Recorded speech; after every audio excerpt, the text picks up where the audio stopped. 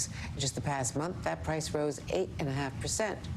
Here with me now is Douglas Holtz-Eakin, president of the American Action Forum, also served as chief economist of the President's Council of Economic Advisors and as Congressional Budget Office director. So, Doug, the Fed wants inflation down to 2%, that range, from last summer's 4-decade high, of course, when it got up to 9%. But, you know, it's slowed. The rate of increase is slowing. But how worrisome is it? Well, I think, you know, Chairman Powell put us on notice last week when he said this is going to be a long and perhaps bumpy journey to 2%. And he talked about 2024 as the year they might get to 2%. So don't measure progress on inflation in months or even quarters. It's being measured in years. You won't be surprised I happen to have Chairman Powell saying something on this very point. He said that a surprisingly strong employment report rate certainly got his attention, everyone's attention, and he said that that's a sign why the Fed thinks disinflation still has a long way to go. Take a listen. This process is likely to take quite a bit of time.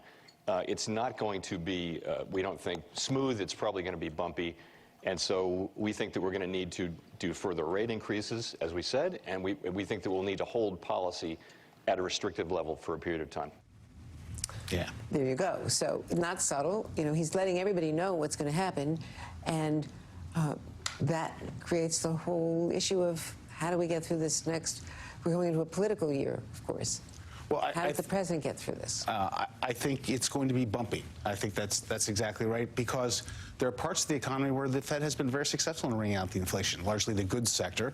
There are parts, services, where inflation remains entrenched. In shelter, it's quite strong still, 8% year over year. And so for some people, they're going to be asking the question, why is the Fed doing this to me? And the answer is because they don't really have a choice. They need to get overall inflation down, but the fallout's going to be uneven.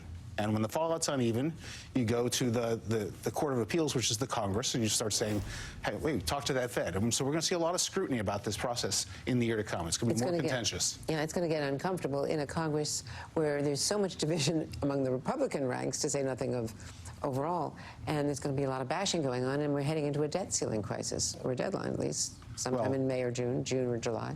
Well, certainly the Fed would love to see that resolved. The economy doesn't need any more headwinds than what it has right now. Inflation's a big problem. They're going to try to deal with that. They have a plan to deal with that. Progress, however, is slow, and that's frustrating to people. It's like watching me try to get to my goal weight. We can't measure it in years, though, so we'll see. Oh, you're doing pretty well. Douglas Holtz-Eakin, thank you very much, and that does it. Thanks for being with us for this edition of Andrea Mitchell Reports. Remember, follow us online on Facebook and on Twitter at Mitchell Reports. Chris Jansing will be here right after these messages.